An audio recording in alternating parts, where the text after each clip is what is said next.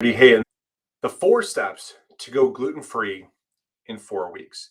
Now, guys, we are live streaming this, so this can be totally interactive. If you have questions, feel free to pop on, drop comments. They'll all pop up here. We can discuss these so everyone can group learn.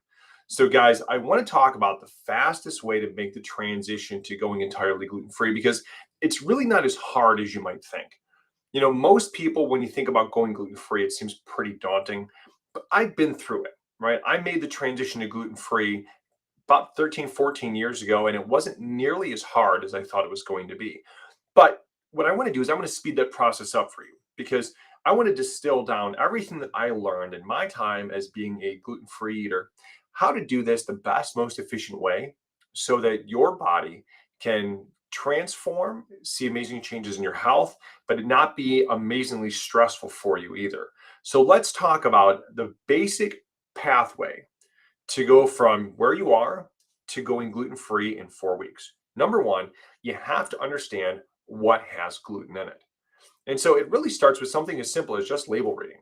If you look at labels, right, they'll always disclose if there is wheat flour anywhere in the food. And so you have to look at it carefully because it's not just wheat gluten. It's things like rye and barley and things like that that contain gluten. Also, even different types of oats contain glutens that somebody, if you have a pretty strong sensitivity or an allergy to gluten, then you obviously are going to want to try and avoid those types of glutens as well. But look at labels, right? And it's simple, right? I'm going to show you just kind of this one product here. I'm a big fan of this brand called Catalina Crunch, but if you look at the label here, right up at the top, everything here shows that there's no gluten. If you look at even a lot of their product labeling, they show themselves as being a gluten-free brand. So a lot of companies now, with their products going more and more gluten-free, they will remove gluten from the product and they prominently display it on the label. So that would be the first place to really start. And you have to look at pretty much every product to see where gluten can be hidden, right? Because a lot of people don't even realize where gluten can be. It's a thickener, it's a binder that's used in lots of different foods. Your soups, every major Campbell's soup has wheat gluten in it. So you have to look at your soups, you have to look at your thickeners, you have to look at a lot of your mixes. Anything that is going to be thickened, there is likely going to be some wheat gluten if it's a traditional brand. You have to look at a lot of your processed foods tend to have wheat as a central product. So start becoming a label consumer. This will really help you to start getting a better idea of where to look to see gluten so you can start discriminating. Okay, if I want this product, then I have to find a way to get the same thing without wheat gluten. And so that goes to step number two.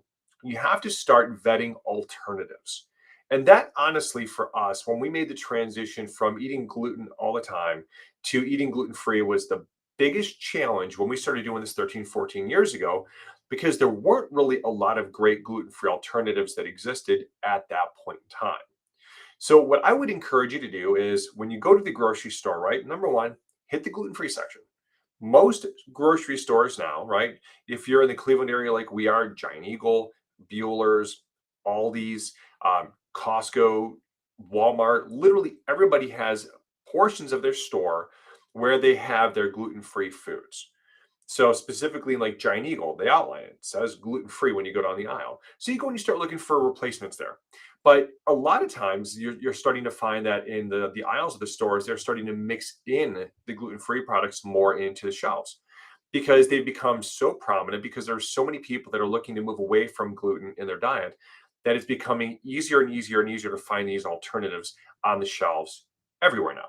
So I would encourage you to start looking through the products and make lists of the products that you consume the most that do have gluten. So if you know that, say for example, you're a cereal lover, and a lot of the products that you're going to find in the shelves tend to have a lot of wheat gluten. So you're going to have to start looking for alternatives to wheat gluten. If you're a big pasta consumer, you have to start looking for alternatives to your pastas. You have to start looking at things like if you like a soup, a certain brand of soup, you have to start looking out for alternatives to the soup. And so that really becomes your starting point, is starting to look at the things that you consume in your diet. They're the greatest offenders, greatest containers of wheat gluten. Once you have the basic framework for where you are looking, what you need to replace, then it starts to make it much easier because once you've gotten that taken care of, then what you can do is you can start to try, right? And that would be step three. You have to start vetting the alternatives So you can see number one, what you and your family likes. Um, See what brands tend to resonate with you, and then start figuring out, can I make these in a way that I like to implement these? Because the biggest challenge oftentimes is, if you're not familiar with gluten-free foods, is how do I implement those into my diet the same way as we had our other foods? And for example, one of the most common places where people will get gluten in their diet is from wheat, from pastas. And so if you have a wheat pasta and you love the taste, the texture of wheat pasta, oftentimes the hardest thing to do in the beginning is to find something that is an equal replacement that you, your husband, wife, kids will eat and enjoy. And so there are simple places that you can start trying, right? So I would recommend that you start out by trying rice pastas. Now, I will give the caveat to this. I would not stay with wheat pasta or rice pasta as my replacement, because rice pastas tend to be very high on the glycemic index. And if you're not familiar with that term glycemic index, I want to make sure that we talk about this, because the glycemic index is the speed at which your body absorbs the sugars from the foods that you eat. And this becomes a big deal. So when you look at the label, right, and I'd actually give this as a good example. So on these Catalina Crunch foods, right, they display prominently on here, there are 4 grams of fiber as compared to 9 grams of carbohydrates. So it's a simple equation. It's, you take the total carbohydrates minus the fiber, and that gives you your net carbohydrates. So 9 minus 4 equals 5. So you have a 5 total carbohydrate net, meaning that the fiber is going to sweep out or absorb or reduce the speed of absorption for the carbohydrates, taking the total net down to 5. So that will keep your blood sugar more stable the more fiber there is in a food. Now, if you look at things like a rice pasta, though, if you like that and you're going to have that as your pasta replacement instead of wheat, what I would strongly encourage you to do is, when you have those foods, make sure that you're eating a dense vegetable source, right? Add in broccoli, add in spinach, add in other types of fiber sources into the meal that will help to slow down the absorption pace quite a bit. Making sure you also having like healthy fats and proteins, because also those things also will help to lower the glycemic index. So that gives you a starting point to how to get the glycemic index down. And anytime you're eating grainy foods like pastas and stuff like that, I would always encourage you to do that, because you really don't want to go and have a high glycemic index diet no matter what, because it can lead to insulin resistance, metabolic syndrome, and eventually potentially diabetes, which also then will take you down the pathway of atherosclerosis and heart disease and things along that lines. So, as you start to go through the process of trying these foods, this will give you a framework to see what works within your diet, what your family enjoys, and you can start to pare it down, right? I've gone through the process of really kind of vetting a lot of different foods. And so our family has certain foods that have become staples. For example, so me, when I eat pasta, I personally eat Banza pasta. It is a bean-based pasta that's high in fiber. It is low on the glycemic index, and it's very high in protein. Those are the things that I look for. Like when I actually saw Banza pasta for the very first time on the shelf and started doing some investigation into it, I was beyond happy, because I love pasta, love Italian food, but obviously had to really reduce the amount of pasta that I was consuming because I wanted to keep my blood sugar pretty regulated. So when I saw Banza pasta hit the market, fell in love, tasted great. I liked it quite a bit, and it allowed me to have pasta without having to worry about blood sugar spikes being a major league issue, because who wants diabetes and who wants heart attacks and all that stuff. So that was an easy one for us. But as we started like looking down into other types of food sources, things like cereals, things like things like snack foods, then it becomes more challenging, because a lot of times when you go into a gluten-free alternative, you may remove the gluten, but it's still super high on the glycemic index. So there are a lot of things like crackers now that are being made from like almond flour to bring the glycemic index down, or a lot are being made with, a lot of different like fiber types, where they'll add in things like chicory root fibers, or flax meal, and all of those things help to also lower the glycemic index. And you can check all these out. Like you can look at glycemicindex.org and look at the glycemic index of just about any food. So these things have become much easier to find than what they used to be in the past. I know in terms of cereals, a lot of times, it can be a real struggle to try and find cereals for your kids that aren't super sugary. And we'll talk about this in another stream, guys, but this is a big deal, because cereals are such a problem. Most cereals are like super high in the glycemic index. And the worst part about it is the ones they market to our kids are about the worst things that you can put into a kid's body outside of McDonald's, because the sugar content in these things is just absolutely off the hook. You're talking that in a in a bowl of cereal, you can have 40, 50 grams of carbohydrates. Where I'm going to share my screen with you so you can see this. Um, I pulled up Catalina Crunch's website so you can have a reference, because when you look at things like these cereal flavors and alternatives for our kids, it's really important that you have good alternatives that are not going to create a new problem. So let's take a look here at this. This is the website for Catalina Crunch. And what I'll do is I'll walk you through their labeling information. So this is what they talk about, right? This is a vegan food. It's gluten-free and grain-free, keto-friendly, zero sugar, nothing artificial, and non-GMO. Like right away, that makes me super happy. So this is their cinnamon toast crunch cereal, guys. So take a look at this.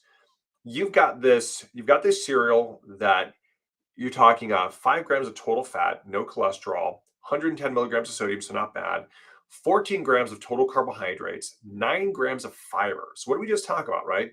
Total carbohydrates minus fiber intake equals your total net carbohydrates. So you're talking that's a total net of 5, coupled with 11 grams of protein. That right there is pretty amazing. And my wife and I happen to eat this. So this is a delicious cereal. We like this one quite a bit because they used to carry this at Costco. And they've had it on and off the shelves at different points, but they carry it at pretty much every major grocery store.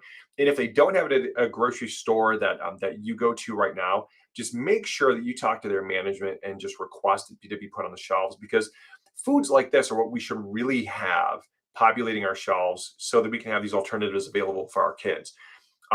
If you can't find it near you, they also have online ordering, and I can provide you with a link so that you can get directly to the website when we get done. But it's nice. Like, these are plant-based proteins, nothing artificial, so you can give these to your kids and totally have no guilt about it. And let me show you some of the different types of foods they have. So when you look at these cereals, right? Let me get into this section here. So some of these bundles they have. Check this out. This is an 8-pack. So in this, you have the fruity flavor. When the fruit flavor one, it tastes very similar to like a Trix or a Fruity Pebbles type cereal. They've got a dark chocolate, which is amazing. Cinnamon toast, which tastes just like Cinnamon Toast Crunch. Honey grams, chocolate banana, maple waffle, chocolate peanut butter, and mint chocolate. I have not had the mint chocolate, but I have had all of the others, and they're really good. It's nice because these flavors are so refreshing as an adult that you can eat some of your old favorites without having to worry about the guilt. And they also bring out some seasonal favorites. And I know they just have one. It was on the cover here, but it was amazing. They have one that it's an apple cider donut, and it's just phenomenal. And that is right here. So, guys, if you love fall and you like the apple and apple ciders, this flavor here is absolutely phenomenal. If you can find this, oh my gosh, I strongly encourage you to give it a whirl. It is tremendous. So, but the nice part about it is too, is they also have a lot of other things. They have cookies and crunch mixes. So these cookies are great. And what's nice too, right? Kind of the same premise is that everything here is low carb, keto friendly, only 1 gram of sugar per cookie. So let's pull up a label so you can see what this looks like. So this is their chocolate vanilla cookie. Okay. So there's 11 grams of carbs, 3 grams of fiber, 3 grams of allulose for a total of 5 net carbohydrates.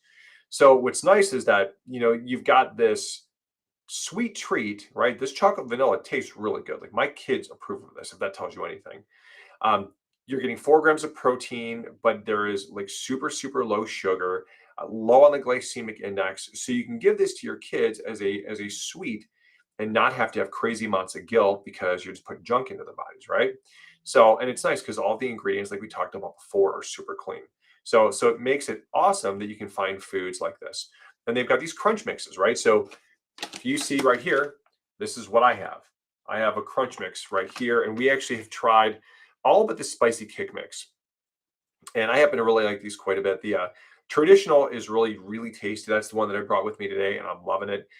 It is a delicious treat, delicious alternative. And what's nice about this is it's got nuts, chickpeas, chickpea pretzels, Catalina Crunch cereal, and it all tastes fantastic. And so what's nice about this, right? Same thing is per serving, there are only 9 grams of carbs minus 4 grams of fiber, so 5 total net carbs. The nice part about it is there's only 1 total gram of sugar. And if you look at kind of the ingredient list, guys, like it's nice because you don't have to worry about there being lots of junk in the food, right? It's pretty clean ingredients, high protein, high fiber. So you can have this as a snack literally any time of day. And one of the reasons why this is nice is like a lot of people like to munch at the end of the day, right? So if you're trying to find replacements for a lot of your junk snack foods, then this is a great replacement for it because if you have like say you have a late night snack craving, right? And you want something crunchy or salty, you can have something like this. And it won't mess with your blood sugar. It'll keep your blood sugar more stable. So this is a far better replacement than having a thing of pretzels at the end of the night, or having a bowl of ice cream, or having something else that's going to mess with your blood sugar. This would be a much better choice for you. So I hope this gives you some insights that there are some really good alternatives out there for you that can help you to start moving the needle into eating foods that are better alternatives by trying some of these, but low glycemic index, healthier in general. That's one of my favorite brands. I got to be honest with you because we've been eating that one for a while. So it literally then starts with once you've tried the alternatives, then you begin replacing. And the replacements are just starting to work these foods into your diet because they're not hard. Like once you start understanding what some of these alternatives are and you've tried them, then it's like start meal planning. Then what you do is you take things like, make a pasta dish with the rice pasta or with the bonza pasta, and then see how your family likes it.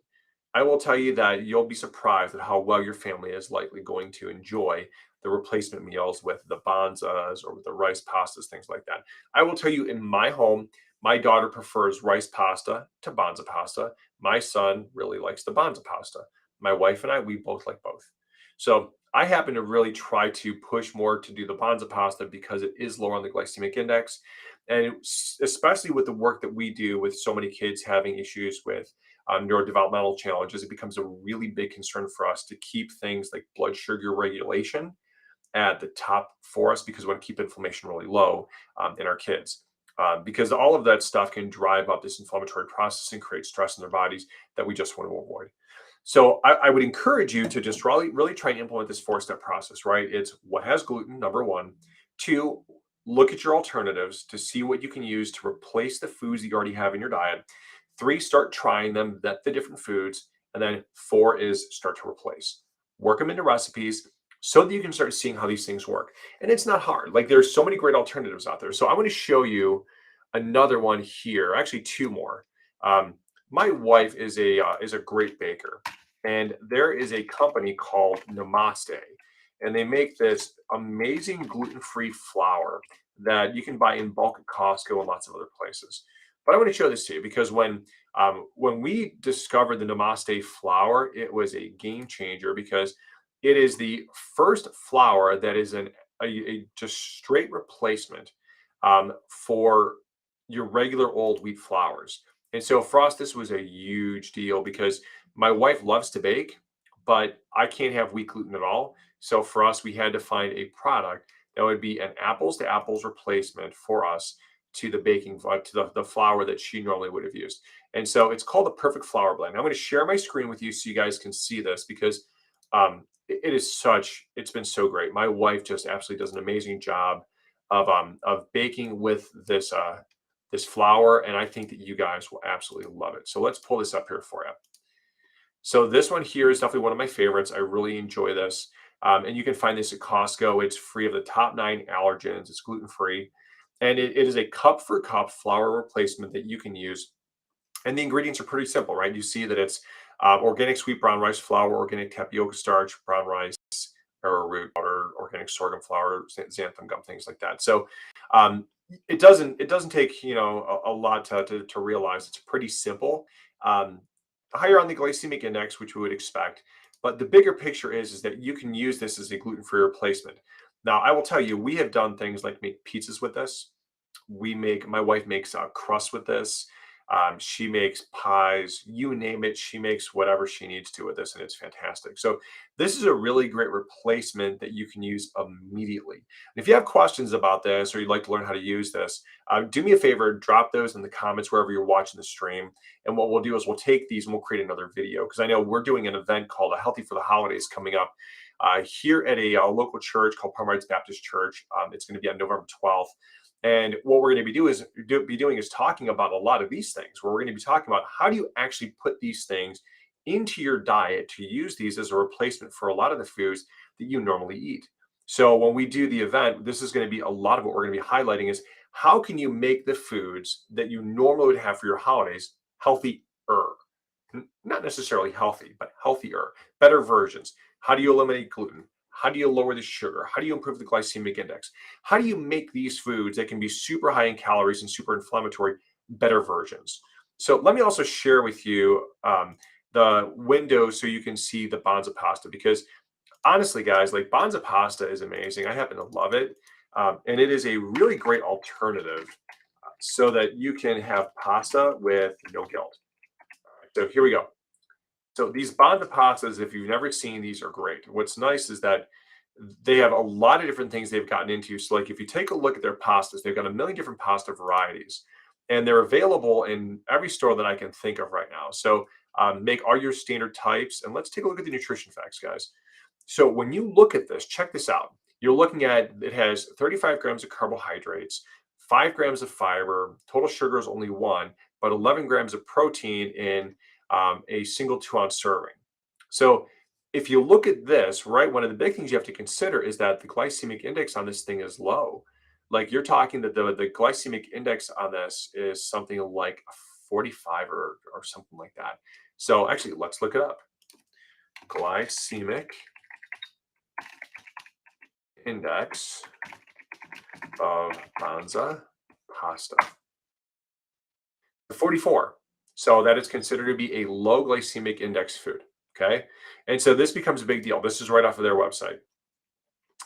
And when you look at things like the glycemic index listing, guys, that becomes a huge deal because if you can really make the majority of your foods low glycemic index, then you're going to be able to really stabilize blood sugar and lower the likelihood of developing, a lot of different types of conditions like diabetes, insulin resistance, metabolic syndrome, things along that line. So all this stuff is available on their website. I don't want to go and spend our time going through and looking at that, but I thought that would be helpful for you to be able to go and see some of these things that we can look at to help to reduce the gluten content of our diet. So I hope this is helpful. If you do have questions, do me a favor, wherever you're watching this, drop comments in the stream, whether you're watching it live or watching the recorded version. And what we can do is come back and revisit these and answer any questions that you have later on down the road. Okay, guys, thank you so much for taking the time with me today. This was a lot of fun. And I will look forward to us connecting again here very soon so that we can talk more about things that you can do to improve your health and your nutrition and your overall quality of life. God bless.